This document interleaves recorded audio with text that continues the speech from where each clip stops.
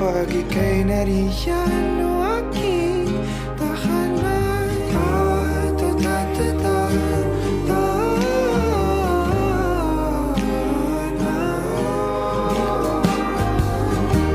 Ikaw lang, di na tayo. Ikaw lang at ako ang naninaan sa gitna ng paraiso na ating sinimulan o aking tahanan. Pinapawi lahat ng iyong mga ngiti, negatibo na nakadikit sa aking labi. Kulay ng iyong ngiti ang aking kiliti, katotohanan na